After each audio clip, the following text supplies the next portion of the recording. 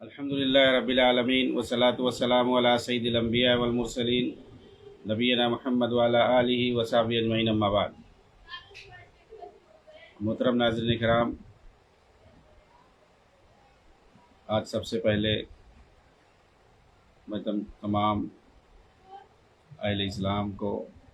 عید الاضحیٰ کی مبارکبادی پیش کرتا ہوں۔ تقبل اللہ منا ومنکم صالح الاعمال۔ اس کے بعد ہمارا جو درس ہے کا سلسلہ ہے حقیقت الجہاد فی فلسطین نامی کتاب پر، کہ جسے وہیں کے ایک مصنف نے یعنی فلسطین ہی کے ایک سلفی عالم نے لکھا ہے، شیخ سعد الزاتری حفظہ اللہ نے۔ یہ موجودہ دور کے جو خوارج ہیں اور وہ جہاد فردی پر علماء کے کلام سے استدلال کرتے ہیں، اسے سیاق و سباق سے کاٹ کر کے یا اسے ایسے معنی پر محمول کر کے جو کہ اس معنی کا متحمل نہ ہو، تو آپ نے نمونے کے طور پر ایک خارجی شخص ابو قتادہ فلسطینی کو سامنے رکھا ہے، اس کی ایک کتاب کو، معالم الطائفہ المنصورہ نامی کتاب، جس کے اندر اس نے ایسی ہی سارے شبہات پیش کر کے اور غلط استدلال کر کے اس نے اپنی جو ہے خروج و فساد کو جائز قرار دیا ہے۔ اسی تعلق سے کہتے ہیں کہ اس خارجی نے اپنی اس کتاب کے صفحہ 22 پر سیدنا ابو بکر صدیق رضی اللہ تعالیٰ عنہ کے کلام سے استدلال کرتا ہے، اور اسی طریقے سے اسی کتاب کے اندر صفحہ 17 پر بغیر شرائط کے حکام سے قتال کرنے کے وجوب پر شیخ الاسلام ابن تیمیہ رحمہ اللہ کے اس کلام سے استدلال کیا ہے۔ وہ کلام کیا ہے؟ وہ حملہ آور دشمن جو دین و دنیا کے لیے تباہی اور فساد کا باعث ہو، ایمان کے بعد اس سے لڑنا میرے نزدیک سب سے زیادہ واجب ہے۔ اس میں کسی شرط کی ضرورت نہیں ہے، بلکہ حسب استطاعت ہر شخص دفاع کرے گا۔ تو یہ بات ابن تیمیہ کی ہے۔ اس نے جو ہے آپ کے اس کلام سے جہاد فردی پر استدلال کیا ہے۔ بہرحال تو اس کا جواب کیا دے رہے تھے؟ کہتے ہیں کہ یہاں پر پرابلم سمجھ اور فہم کلام میں ہے، نہ کہ نفس کلام میں۔ یہاں پر شیخ الاسلام ابن تیمیہ رحمہ اللہ طاقت اور استطاعت کا قاعدہ ثابت کر رہے ہیں، جیسا کہ لفظ حسب استطاعت سے پتہ چلتا ہے، کیونکہ اس کے بعد آپ نے جہاد کی قسموں پر کلام کیا ہے۔ چنانچہ اس کے معنی بعد آپ کہتے ہیں کہ جہاد کی قسموں میں ہاتھ سے لڑائی کرنا ہے، اسی طرح دل کے ذریعے بھی ہوتا ہے، اور اسی طرح دعوت، حجت، زبان، رائے، تدبیر اور صنعت کے ذریعے بھی ہوتا ہے۔ چنانچہ ہر کوئی حسب استطاعت اس میں حصہ لے گا۔ اگر کسی کے پاس اس کی استطاعت نہ ہو سوائے دل سے، اور اسی طرح دعوت، حجت اور زبان سے، تو ان صرفروں کے نزدیک یہ قسمیں جہاد میں نہیں ہیں۔ یعنی جو ہے آدمی دعوت کے ذریعے بھی جہاد کرتا ہے، حجت و بیان کے ذریعے سے بھی کرتا ہے، زبان کے ذریعے سے بھی کرتا ہے، حتیٰ کہ دل کے ذریعے بھی ممکن ہے۔ ان کے یہاں یہ ساری چیزیں جہاد میں شمار ہی نہیں ہوتی ہیں، بلکہ ان کے یہاں جو ایسی بات کرتا ہے وہ ان کے یہاں ذلیل ہے۔ اگر یہ کہیں کہ کیا اتنی بھی طاقت نہیں ہے، جیسا کہ یہ لوگ کہتے ہیں کہ کوئی اسلحہ خرید کر اس کے ذریعے دشمنوں سے قتال کرتے ہوئے شہادت حاصل کر لے، جیسے کہ بہت سارے ناسمجھ قسم کے لوگ بولتے ہیں کہ جو ہے ہمیں اجازت دی جائے، ہم جا کر کے جہاں اس طرح کی لڑائی ہو رہی ہے جا کر کے ہم لڑکے شہید ہو جائیں۔ مطلب پہلے سے یہ سوچنا کہ ہم جا کر کے مر جائیں، مطلب یہ ہے کہ ان کا مقصد یہ ہے کہ مر جانا بس۔ مطلب دین کا کیا فائدہ ہو رہا ہے اس میں، جو ہے اس کی وجہ سے کیا مسلمانوں کو فائدہ ہو سکتا ہے، کیونکہ جہاد کا مقصد دین کی سربلندی ہے، کلمہ توحید کی سربلندی ہے اور مسلمانوں کی جانوں کی حفاظت ہے۔ یہ چیزیں جو ہے ہمیں سوچ کے رکھنا چاہیے کہ مسلمانوں کا تحفظ ہے۔ آپ جو ہے نبی صلی اللہ علیہ وسلم اور صحابہ کی سیرت کا مطالعہ کریں گے تو یہی ہمیں اس کا فائدہ دکھائی دیتا ہے، کیا ہے وہ دین کی سربلندی ہے۔ دعوت کے ذریعے سے، تبلیغ کے ذریعے سے اس کی راہ میں کوئی رکاوٹ بنتا ہے تو پھر جو ہے اس کو دفاع کیا جاتا ہے، اس کو جو رکاوٹ کو ختم کیا جاتا ہے زبان کے ذریعے سے، ہاتھ کے ذریعے سے، اور اگر طاقت ہے تو تلوار کے ذریعے سے۔ اور اسی طریقے سے مسلمانوں کی جانوں کا تحفظ ہے، وہ چاہیں دفاع کے ذریعے سے ہو یا ہجوم کے ذریعے سے ہو، کسی بھی صورت میں مسلمانوں کی جان، مال اور ان کی جو ہے ملک کی حفاظت مقصود ہوتی ہے۔ تو یہ دو چیزیں ہمارے سامنے ہونی چاہیے، ورنہ یوں ہی جو ہے جان کو کیا نام ہے قربان کر دینا، یہ جو ہے اسلام میں مطلوب نہیں ہے۔ اگر یہی مقصد ہوتا تو پھر اللہ کے رسول مکہ سے مدینہ ہجرت کیوں کرتے، وہاں پر ذلت اور رسوائی برداشت کر کے، صبر کر کے، تکلیفیں برداشت کر کے، ہر طرح کے بھائی وہیں پر جو ہے اپنا جو بھی صحابہ تھے آپ کے ساتھ تھے، موجود تھے، ان کے ساتھ جو ہے وہیں لڑ کر کے جو ہے وہیں پر شہادت حاصل کر لینا تھا۔ کیوں جو ہے آپ نے بہت سارے لوگوں کو حبشہ جانے کے لیے کہہ دیا کہ جاؤ وہاں آرام سے رہو گے، وہاں جو ہے دین کی تبلیغ کرو گے؟ آپ نے بہت سارے لوگوں کو مدینہ بھیج دیا کہ جاؤ وہاں پر دین کی تبلیغ، اور خود بھی چلے آئے اور سارے لوگ وہاں سے چلے آئے۔ تو دین کے اندر یہ جہاد سے یہ مقصد نہیں ہے کہ جو ہے اپنے آپ کو قربان کر دینا اور ختم کر دینا، بلکہ مقصد جو ہے اس کے سامنے دین کی سربلندی ہے کہ آپ کے ذریعے سے کیا جو آپ جہاد کر رہے ہیں دین کی سربلندی مقصود ہے، مطلب حاصل ہو سکتا ہے یہ مقصد، یا اسی طریقے سے آپ جو کر رہے ہیں اس سے جو ہے مسلمانوں کا بھلا ہو سکتا ہے، مسلمانوں کی جان مال اور ان کی جو ہے ملک کا تحفظ مقصود ہے۔ تو اگر یہ چیزیں نہیں ہیں تو پھر اپنے آپ کو جان میں ہلاکت میں ڈالنا ہے، اس کے علاوہ یا خودکشی ہے یا جو ہے ہلاکت میں ڈالنا ہے، اس کے علاوہ اور کوئی چیز نہیں ہے۔ ہر چیز کی جو ہے اپنی کوئی نہ کوئی مصلحت ہوتی ہے، تو یہ جان کے رہنا چاہیے کہ جہاد کی مصلحت جو ہے وہ سب سے بڑی جو مصلحت ہے وہ کلمہ توحید کی سربلندی ہے، اور دین کی جو ہے وہ سربلندی ہے، دعوت کی راہ میں جو رکاوٹیں ان کا جو ہے خاتمہ ہے، اور اسی طریقے سے مسلمانوں کی جان مال اور ان کے ملک کی حفاظت اور ان کا جو ہے سب سے پہلے جو ہے تحفظ کرنا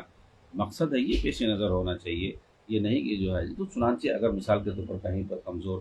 مسلمان جو ہے دشمنوں سے لڑ رہے ہیں اور وہ کمزور ہیں، تو ایسی صورت میں ظاہر سی بات ہے ان کا دفاع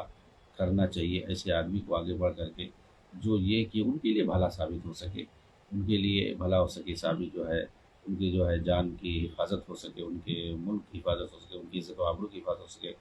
ان کے مال کی حفاظت ہو سکے،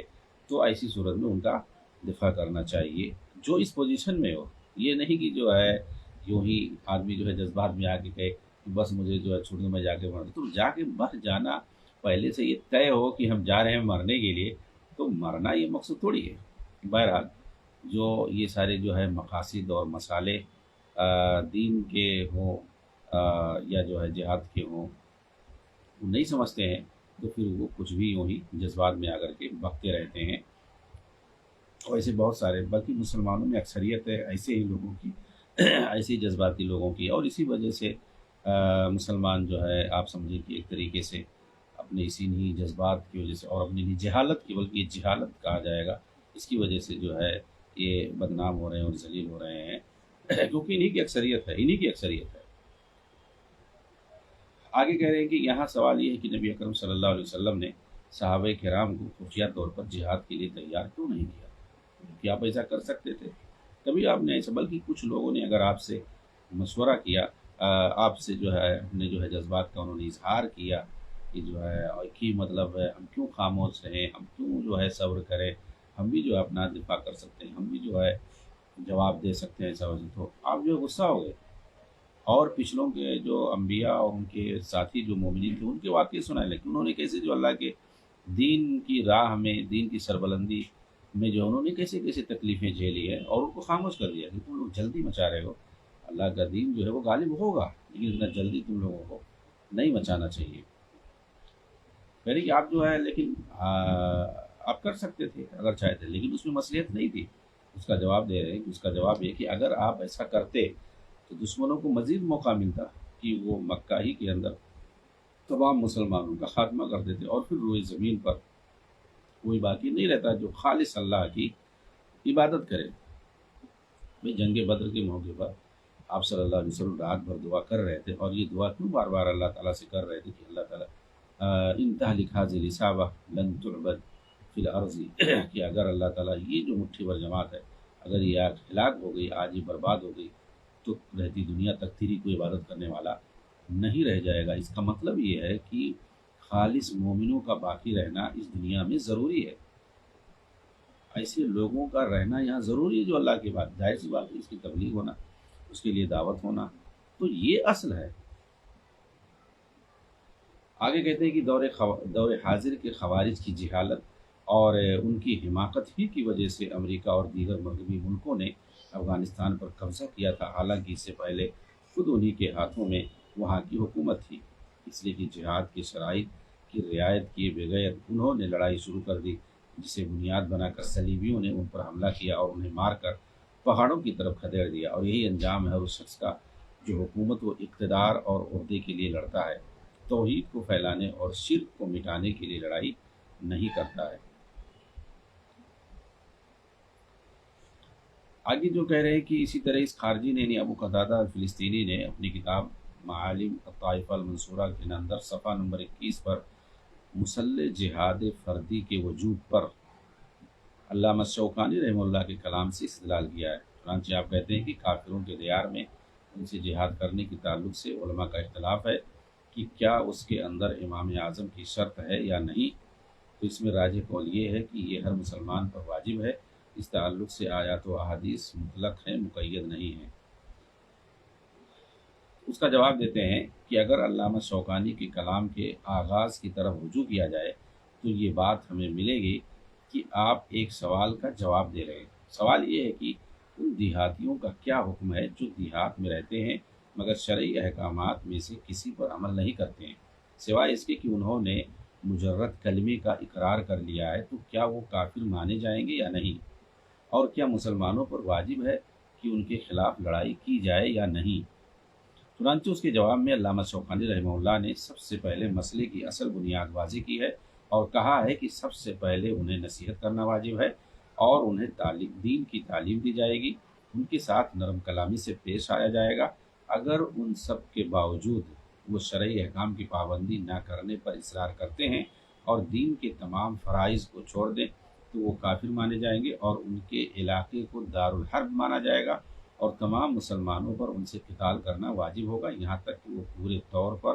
احکام اسلام پر عمل کرنے لگیں۔ پھر اس کے بعد آپ نے مذکورہ کلام کو پیش کیا ہے۔ تو سوال یہ ہے کہ کیا آج کے خوارج نے علامہ شوکانی کی اس فرمان پر عمل کیا ہے؟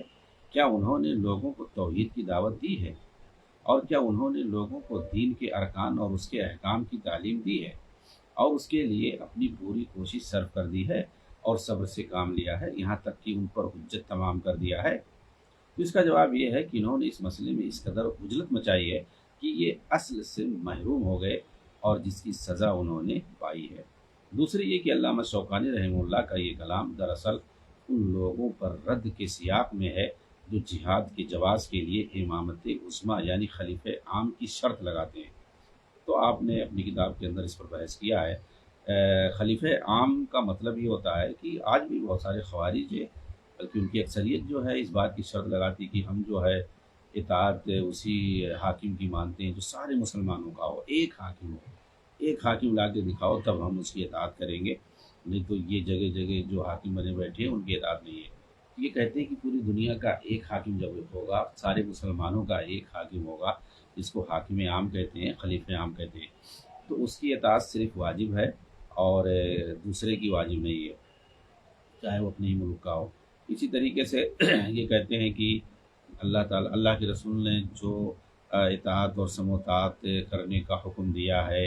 کہ جو ہے اپنے حاکم کی، خلیفہ کی جو ہے اطاعت کرو، تو وہ جو ہے عدل اور انصاف کرنے والے حاکم کی ہے، ظالم کی نہیں ہے۔ تو یہ اس طریقے سے یہ لوگ شبہات پیش کرتے ہیں، کہتے ہیں کہ حدیثوں میں جو ہے وہ عادل حاکم کی بات ہے، سب کے لیے نہیں ہے۔ حالانکہ جو ہے آپ صحیح مسلم کی صحیح مسلم کا میں صرف حوالہ دے رہا ہوں، اور جتنی حدیث کی کتابیں ہیں اس کو سائڈ میں رکھیے۔ صحیح مسلم کی صرف جو آپ کتاب الامارہ جا کر کے پڑھیں گے تو اس میں آپ کو 20 حدیثیں ایسی ملیں گی جس میں ظالم حکمرانوں کا تذکرہ ہے کہ ظالم حکمران جب تک کہ وہ حتیٰ کہ جو ہے کتنا ہی کیوں نہ گنہگار ہو، وہ بس یہ ہے کہ کفر صریح کا ارتکاب نہ کرے، اس کے علاوہ وہ کچھ بھی کرے تو بھی اس کی جو ہے اس کی اطاعت اور اس کی سماعت واجب ہے۔ اور یہ کہتے ہیں کہ عدل و انصاف جب تک نہ کریں، عادل حاکم کی یہ لوگ شرط لگاتے ہیں بہت سارے۔ ابھی دیکھیے حسن دردو جس کو لوگ بہت بڑا اپنا اس کو جو ہے یوسف قرضاوی اس وقت بنانے کے چکر میں ہیں کہ مطلب یوسف قرضاوی کا درجہ وہ لے لے، اس کا جو ہے کئی بار اس طریقے سے آپ دیکھیں گے ٹی وی پر بیان کہ جو ہے حدیثوں کے اندر یہ جو آج کل جو سلفی اپنے آپ کو کہتے ہیں، جو مدخلی ہیں، وہ کہتے ہیں کہ جو ہے ظالم حاکم کی اطاعت ضروری ہے، سب کی جو ضرورت، تو یہ لوگ غلط کہتے ہیں، جھوٹے ہیں یہ لوگ۔ حدیثوں کے اندر جو آتا ہے کہ حاکم کی اطاعت ضروری ہے، وہ عادل حاکم کی ضرورت ہے۔ اور آج کہاں عادل ہے؟ آج تو سب طاغوت ہیں، ایسے صاف کہتا ہے۔ تو مطلب آج کوئی حاکم ایسا ہے ہی نہیں مسلمانوں کا جو انصاف کرنے والا ہو، ان کے یہاں سب ظالم ہیں اور سب طاغوت ہیں، اس لیے اطاعت ضروری نہیں ہے۔ حالانکہ جو صحیح کتاب و سنت مطابق ہے، وہ کوئی بھی حاکم ہو عادل ہو تو اور ضروری ہے۔ اس کے علاوہ اگر عادل نہیں ہے، ظالم ہے، تب بھی اس کی جو ہے اطاعت ضروری ہے۔ الا یہ کہ جو مطلب صرف نفی اور انکار اس چیز میں کہ اگر وہ آپ کو کسی معصیت کا حکم دے رہا ہے تو اس معصیت میں آپ جو ہے اس کی اطاعت نہ کیجیے۔ اس کے علاوہ جو ہے اس کی عمومی پیمانے پر اس کی سماعت واجب ہے، اور یہ حدیثوں سے ثابت ہوتا ہے۔ لیکن یہ لوگ صحیح مسلم ہو یا کوئی بھی حدیث کی کتاب ہو، صحیح بخاری ہو، سنن ابی داؤد و ترمذی ہو، کوئی بھی حدیث کی کتابیں یہ سامنے نہیں لاتے، بلکہ میں کہتا ہوں کہ ایسی حدیثیں جن کے اندر سماعت کا تذکرہ ہے، اس کا یہ لوگ باقاعدہ مذاق اڑاتے ہیں۔ تو یہ کہہ رہے ہیں کہ علامہ شوکانی رحمہ اللہ نے یہاں پر دراصل جو ہے امامت عظمیٰ یعنی خلیفہ عام کی جو شرط لگاتے ہیں، اس کے جواز میں انہوں نے یہ بات ذکر کی، اس کے رد میں، جبکہ صحیح بات یہ ہے کہ یہ شرط نہیں ہے۔ جو ہے نا خوارج نے بتایا کہ اور آج بھی ایسے لوگ پائے جاتے ہیں، یہ جو خوارج ہے اخوان المسلمین میں سب لوگ یہی شرط لگاتے ہیں، ایسے ہی لگاتے ہیں کہ جو ہے وہ خلیفہ عام ہونا چاہیے۔ اس کی شرط سماعت کے لیے ضروری ہے کہ وہ خلیفہ عام، تمام مسلمانوں کا کوئی جو ہے سرحد نہیں ہے۔ یہ لوگ ایسے ذکر کرتے ہیں تو یہ ان کی پہچان ہے کہ اسلام میں سرحد نہیں ہے، ایک حاکم ہونا چاہیے، ایسا ہونا چاہیے، ویسا ہونا چاہیے۔ یہ دراصل اسی کی ترجمانی کرتے ہیں، اسی کی طرف اشارہ کرتے ہیں، اسی شرط کی طرف، خلیفہ عام یا امامت عظمیٰ کہتے ہیں اس کو۔ اس کی لوگ شرط لگاتے ہیں، تب جا کر کے یہ دراصل اپنے فتنہ اور فساد کو جواز دینے کی، کیونکہ اس کو ممکن ہی نہیں ہے۔ اور یہ تو آج سے نہیں، تابعین کے زمانے سے ہی ہے۔ یہ جو ہے متعدد، جسے متعدد خلیفہ کہتے ہیں، یہ تو صحابہ تابعین کے زمانے سے شروع ہو گیا ہے۔ بنی امیہ کا زمانہ جیسے ختم ہوتا ہے، اس کے بعد جو ہے یہ متعدد خلیفہ کا دور شروع ہو جاتا ہے، اور سارے علماء امت نے جو ہے اس کو جواز کا قرار دیا۔ بلکہ جو ہے ایک حدیث میں باقاعدہ ہے، صحیح مسلم کے اندر یہ بھی ہے، متعدد خلیفہ ہوں گے، فتکسر کا لفظ آتا ہے کہ تمہارے بعد آئیں گے اور بہت زیادہ خلیفہ ہوں گے، مطلب اس کے جو ہے تصریح کی گئی کہ ایک وقت میں کئی خلیفہ پائے جائیں گے، کئی حاکم پائے جائیں گے۔ اس کو جو ہے قطری حاکم کہتے ہیں، قطری حاکم کہتے ہیں کہ مطلب علاقے کا الگ الگ حاکم جو ہے۔ تو یہ جو ہے عقائد کی کتابوں میں، منہج کی کتابوں میں اس پر جو ہے مفصل بحث آپ کو ملے گی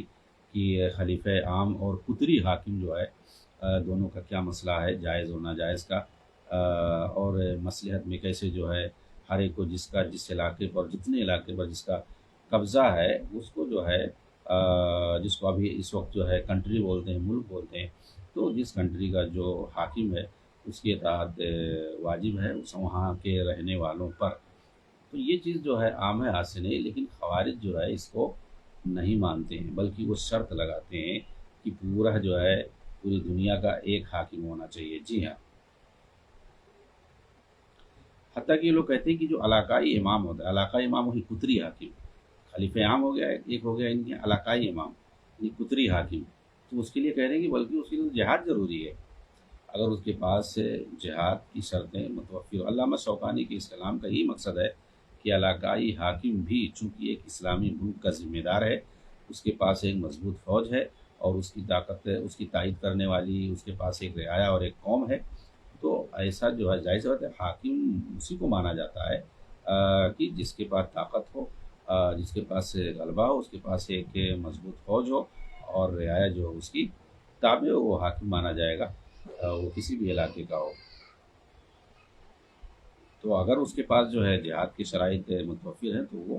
جہاد کرے گا۔ اور علامہ شوکانی کی اس کلام کا دوسرا مقصد یہ ہے کہ ہر فرد پر ضروری ہے کہ وہ اپنے قلب و لسان کے ذریعے جہاد کرے، اور جہاں تک ہاتھ سے مسلح ہو کر جہاد کرنے کا تعلق ہے تو اس کے لیے جہاد کے تمام شرائط کا متوفر ہونا ضروری ہے۔ چنانچہ معلوم ہوا کہ علامہ شوکانی دراصل جہاد کے انہی شرائط کے بارے میں کلام کر رہے ہیں جس پر علماء امت کا اجماع ہے، برخلاف اس جھوٹے مقصد پر جس کا استدلال یہ خارجی علامہ شوکانی کے اس کلام سے کرنا چاہتا ہے۔ آگے جو ہے اسی کی کتاب سے دلیل دے رہے ہیں، کہتے ہیں کہ اسی طریقے سے اس خارجی نے، یعنی یہی ابو قتادہ الفلسطینی نے، اپنی کتاب معالم الطائفہ المنصورہ کے اندر صفحہ 20 پر امام ابن حزم رحمہ اللہ کے اس کلام سے دلال کیا ہے کہ کفار سے جہاد کیا جائے گا ہر فاسق اور غیر فاسق حاکم کے ساتھ، اور اسی طرح وہ حاکم غلبہ سے آیا ہو یا لڑائی کر کے آیا ہو، اسی طرح جیسے کہ امام عادل کے ساتھ جو ہے مل کر کے جہاد کیا جاتا ہے، اور ان سے ہر شخص تنہا لڑائی کرے گا۔ یہاں جو ہے وہ لوگ اس لفظ سے استدلال کرتے ہیں، کہتے ہیں کہ میں نے جب اس نسخے کی طرف رجوع کیا جہاں سے اس نے یہ جملہ، یہ حوالہ دیا ہے المحلہ کا، ابن حزم کی بہت ہی مشہور کتاب ہے، اور یہ مقلدین پر خاص طور سے احناف پر بہت جو ہے سخت رد اس کے اندر آپ نے کیا ہے۔ اگر کسی کو احناف پر جو ہے رد کرنا ہے اور حنفیوں سے، حنفی مقلدوں سے، صوفی حنفی مقلدوں سے جس کا مطلب جو ہے جھڑپ ہوتی رہتی ہے خاص طور سے سوشل میڈیا پر، تو اسے جو ہے یہ کتاب اپنی مطالعے میں ضرور رکھنا چاہیے، المحلہ، جو کہ ابن حزم جو ہے رحمہ اللہ کی ہے۔ تو کہتے ہیں کہ جب میں نے اصل نسخے کی طرف رجوع کیا، اس کتاب کی طرف یعنی المحلہ کی طرف جو میرے پاس ہے، تو میں نے اس کے اندر یہ پایا، یہ کون کہہ رہے ہیں، یہ جو کتاب کے مصنف ہیں شیخ سعد الزعتری حفظہ اللہ جو فلسطین کے ہیں، کہتے ہیں کہ میں نے پایا کہ امام ابن حزم رحمہ اللہ نے کہا ہے کہ ہر آدمی اپنی استطاعت بھر ان سے لڑائی کرے گا۔ چنانچہ اس خارجی نے اس شرط کو چھپا دیا، استطاعت بھر، تاکہ لوگوں کو دھوکہ دے اور انہیں اس وہم میں مبتلا کرے کہ امام ابن حزم بھی ان سرفرے خارجیوں کے ساتھ ہیں، اللہ تعالیٰ نفس پرستی کو تباہ کرے۔ تو دیکھیے استطاعت کی شرط جو لگاتے ہیں، چاہے ابن تیمیہ رحمہ اللہ ہو، تو اس کو بھی جو ہے اس نے غائب کر دیا، اور یہاں پر بھی جو ہے اس شرط کو اس نے جو ہے غائب کر دیا۔ دوسری یہ کہ امام ابن حزم رحمہ اللہ نے اس کلام کے لیے ایک عنوان باندھا ہے، وہ یہ کہ کفار سے جہاد کیا جائے گا ہر فاسق اور غیر فاسق حاکم کے ساتھ۔ یہ لوگ تو فاسق کو مانتے ہی نہیں ہیں، فاسق حاکم کے ساتھ جہاد ہی نہیں مانتے ہیں۔ امام ابن حزم کے قول سے بھائی تم کیسے استدلال کر رہے ہو، جو کہ ان کا جو عنوان ہی یہی ہے کہ حاکم چاہے فاسق ہو غیر فاسق ہو، یعنی چاہے ظالم ہو غیر ظالم ہو، سب کے ساتھ مل کر کے جہاد کیا جائے گا، اور تم لوگ تو اس کو مانتے ہی نہیں ہو، تم لوگ تو اس کو کہتے ہو مرتد ہے، کافر ہے، ان کے ساتھ تم جہاد ہی نہیں کرنا، تم کو جہاد فردی سے دلچسپی ہے، اکیلے جو ہے فساد مچانے سے، تو تم حاکم کی جو ہے سربراہی میں تو جہاد ہی نہیں کرنا چاہتے ہو۔ امام ابن حزم تو سب سے پہلے یہی شرط لگاتے ہیں۔ چنانچہ امام ابن حزم رحمہ اللہ جہاد کے لیے حاکم اور امیر کی شرط لگاتے ہیں، پھر اس کے بعد اس حاکم کے لیے سم و طاعت کو واجب ٹھہراتے ہیں جب تک کہ وہ معصیت کا حکم نہ دے، حالانکہ یہ ان صرف خوارج کے منہج کے خلاف ہے۔ تو بہر ان کے اس قول سے تم کیسے استدلال کر رہے ہو، اور وہ جو لڑائی کی بات کر رہے ہیں وہ تو استطاعت، حزب استطاعت کی شرط لگا رہے، اور تو اس کو بھی تم نے کاٹ دیا، حذف کر دیا جو۔ تو وہی ہے کہ یہ سیاق و سباق سے بات کو کاٹ کر کے علماء امت کے قول سے، کلام سے استدلال کرتے ہیں، اسی طریقے سے ایسے معنی پر محمول کرتے ہیں جو ان معنی کا متحمل نہیں ہوتا ہے، اور اسی طریقے سے آپ اگر سیاق و سباق سے پڑھیں گے سمجھیں گے تو پتہ چلے گا کہ کچھ اور ہے، اور باقاعدہ جو یہ بار بار کہتے رہتے ہیں کہ جہاں سے جس کلام سے اس نے استدلال کیا ہے وہ اسی کے خلاف حجت ہے۔ تو آپ دیکھیں ابن حزم جو ہے ظاہر سی بات ہے خوارج کے خلاف ہے، ان کے خلاف وہ بہت ہی سخت موقف رکھتے ہیں، حاکمی وقت کی جو ہے وہ اطاعت اور سم و طاعت کو واجب مانتے ہیں، خواہ وہ فاسق کی کیوں نہ ہو،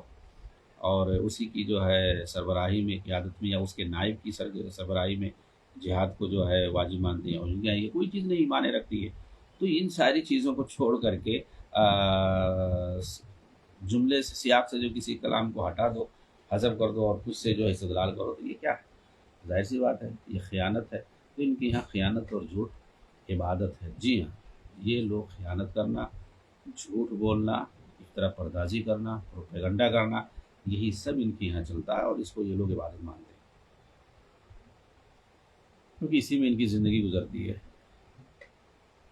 آگے کہتے ہیں کہ اسی مذکورہ صفحے پر، یعنی 20 نمبر صفحے پر، اس خارجی نے یعنی ابو قتادہ فلسطینی نے امام ابن قدامہ کے اس کلام سے استدلال کیا ہے۔ وہ کیا کہتے ہیں امام ابن قدامہ رحمہ اللہ، کہ اگر امام یعنی حاکم وقت نہ ہو تو جہاد کو مؤخر نہیں کیا جائے گا، کیونکہ اس کے مؤخر کرنے سے اس کی مصلحت فوت ہو جائے گی، اور اگر مال غنیمت حاصل ہو تو اسے شرعی طریقے سے مجاہدین میں تقسیم کر دیا جائے گا۔ یہ بھی جو ہے ابن حزم رحمہ اللہ کی کتاب جو ہے ابن قدامہ کی جو کتاب ہے المغنی، اس کا حوالہ دیا ہے۔ اس کا جواب یہ دے رہے ہیں، کہتے ہیں کہ یہ دھوکے باز خارجی ائمہ دین کے کلام کے اندر قطر بیوت کرنے اور اسے اپنی خواہشات نفس کے مطابق ڈھالنے میں بڑا ماہر ہے۔ یہ خارجی مطلب یعنی ابو قتادہ الفلسطینی، اس کے بارے میں کہہ رہے ہیں۔ وہ اس طرح کی امام ابن قدامہ رحمہ اللہ نے اپنے اس کلام کو اس باب کے تحت نقل کیا ہے۔ باب کیا باندھا ہے آپ نے؟ المغنی کے اندر جہاد کا معاملہ امام یعنی حاکم وقت کے سپرد ہے۔ جہاد جو ہے ہر کوئی نہیں کر سکتا، یہ حاکم وقت کے ہاتھ میں ہے، یہ اسی کی ذمہ داری ہے۔ وہ جو ہے جس کو کہے گا وہی جائے گا، وہی کرے گا، اس کی اجازت کے بغیر نہیں کوئی جا سکتا ہے۔ تو قرآن میں وہی تنفر تو فنفروا، سورۃ توبہ میں آپ پڑھیے کہ جب تمہیں جہاد کے لیے بلایا جائے تب جاؤ۔ اگر جہاد کے لیے تمہیں بلایا جائے، پکارا جائے، تب نکل جاؤ ان کے ساتھ۔ کون بلائے گا؟ یہاں نفیر عام کون کرے گا؟ کس کے ہاتھ میں، اختیار میں؟ حاکم وقت کے اختیار میں ہے۔ تو نفیر عام وہی تنفر تو فنفروا کا لفظ ہے بھائی، کہ جب جو ہے نفیر عام ہو، جب جہاد کے لیے بلایا جائے تب نکلو، اگر بلائے نہیں تو ظاہر سی بات ہے جو بڑے بڑے ائمہ ہیں کیا وہ قرآن حدیث نہیں سمجھتے؟ قرآن حدیث کی روشنی میں انہوں نے سارے اصول اور ضوابط بنائے، دین کے تمام جو احکامات ہیں، جو تمام شرعی معاملات ہیں۔ کہتے ہیں کہ جہاد کا معاملہ امام یعنی حاکم وقت کے سپرد ہے، اور اسی کے اجتہاد پر مبنی ہے۔ اسی کے اجتہاد پر مبنی ہے، یعنی اسے اختیار ہے، وہ جس کو چاہے گا مناسب اس کو جو ہے بھرتی کرے گا، جس کو چاہے گا وہ لے گا، اس کے ذریعے سے جو ہے جہاد کرائے گا، اور جس کو چاہے گا نہیں کرے گا، وہ اس کے ہاتھ میں، اس کے اختیار میں ہے۔ تو آگے کہتے ہیں کہ آخر اس احمق خارجی کو قاری کو وہم میں ڈالتے وقت شرم کیوں نہیں آئی، یہ کہتے ہوئے کہ ابن قدامہ رحمہ اللہ جہاد فردی کی وجوب کے قائل ہے، یا اس کے دل میں یہ خیال ہی نہیں آیا کہ تحقیق کرنے والا اور حق کی تلاش کرنے والا اصل مصدر کی طرف رجوع کرے گا تو اس کی مکاری واضح ہو جائے گی۔ جہاد فردی کی وجوب پر ابن قدامہ رحمہ اللہ کے اس کلام سے استدلال کر رہا ہے کہ جو اسی باب میں کہہ رہے ہیں کہ حاکم وقت کی قیادت میں ہوگا، اور یہ جہاد کا اختیار حاکم کے ہاتھ میں ہے، وہ جسے کہے گا وہ جائے گا، تو جہاد فردی پھر کہاں رہے گی؟ نہیں، بالکل جہاد فردی کے یہ الٹا ہے یہ، اور اسی باب سے وہ جو ہے کچھ کلام کو اخذ کر کے اور کاٹ کے جو ہے نقل کر رہا ہے، تو اسی لیے اس کو جو ہے احمق کہہ رہے ہیں۔ دراصل امام ابن قدامہ رحمہ اللہ کا یہ کلام اس فوج کے حکم کے بیان میں ہے جس کا ایک سپہ سالار ہو، جسے حاکم وقت نے سرحدوں کی نگرانی کے لیے بھیجا ہو، تاکہ وہ لشکر اور فوج اسی کی رہنمائی میں کام کرے، اور جب دشمن کی فوج سرحد پر حملہ کرے تو اس وقت ابن قدامہ رحمہ اللہ کا خیال ہے کہ امیر لشکر پر واجب ہے کہ وہ ان سے قتال کرے، خواہ ان کا امام یعنی حاکم وقت فوت ہو چکا ہو، یا قید کر لیا گیا ہو، یا اس سے رابطہ منقطع ہو گیا ہو، اور اس کی طرف سے کوئی رہنمائی نہ مل رہی ہو یا کوئی ہدایت نہ مل رہی ہو، تو ایسی صورت حال میں بھی وہ جہاد کو نہیں روکے گا، کیونکہ سرحد پہ ہو رہا ہے، یہ نہیں کہ جو ہے پتہ چلے کہ فوت ہو گیا اس کے بعد وہ بھاگ کے چلا ہے، نہیں، جہاد کو جاری رکھے گا، بلکہ وہ اپنے فرائض کو انجام دیں گے، اس لیے کہ جہاد کو مؤخر کر دینے سے یعنی وقتی طور پر اس کی مصلحت فوت ہو جائے گی، اور اگر ایسی صورت میں مال غنیمت حاصل ہو تو اسے مجاہدین میں تقسیم کر دیا جائے گا، جو امیر لشکر ہوگا وہ اپنے حساب سے، اپنی ثوابدید کے حساب سے وہ جو ہے تقسیم کر دے گا۔ تو یہ دیکھیے، یہ پورا جب پڑھنے سمجھ میں آتا ہے تو یہاں حاکم بھی ہے، اس نے جو ہے امیر لشکر بنا کے کسی کو سرحد پر بھیجا بھی ہے، وہاں پہ جو ہے لڑائی بھی ہو رہی ہے شرعی طریقے سے۔ اب یہاں پر جو حاکم وقت ہے اس کی وفات ہو جاتی ہے، تو اب وہ جو امیر لشکر لڑائی کر رہا ہے وہ کیا کرے، یہ جو ہے صورتحال ہے دراصل، تو اس کے بارے میں ابن قدامہ رحمہ اللہ نے صورت مسئلہ بیان کیا ہے، اور اس کا کیا حکم ہے اس پر جو ہے اپنی رائے بیان کی ہے، ذکر کی ہے۔ اب دیکھیے یہ اس طریقے سے سمجھ میں آتا ہے، ظاہر سی بات ہے بالکل شرعی جہاد ہے، یہاں کہاں جہاد فردی پر استدلال کر سکتے ہیں، وہ تو حاکم وقت نے کسی کو امیر لشکر بنا کر کے بھیجا اور سرحد پر لڑائی کر رہا ہے، اور پتہ چلا کہ اس کی جو ہے وفات ہو گئی یا کچھ ہو گیا، غائب ہو گیا، قید کر لیا گیا، تو پھر کیا ہوگا وہاں پر؟ خلاصہ کلام یہ کہ یہی وہ سیاق ہے جس کے ضمن میں امام ابن قدامہ رحمہ اللہ نے جہاد کے حکم کو بیان کیا ہے، یعنی یہ دفاعی جہاد ہے، نہ کہ جہاد طلب ہے، اور انہیں امام یعنی حاکم وقت کی طرف سے سرحدوں کی حفاظت کے لیے بھیجا گیا ہے، جن کے اندر جہاد کی تمام شرطیں متوفر ہیں جس وقت کی دشمن کی فوج ان پر حملہ آور ہو رہی ہے۔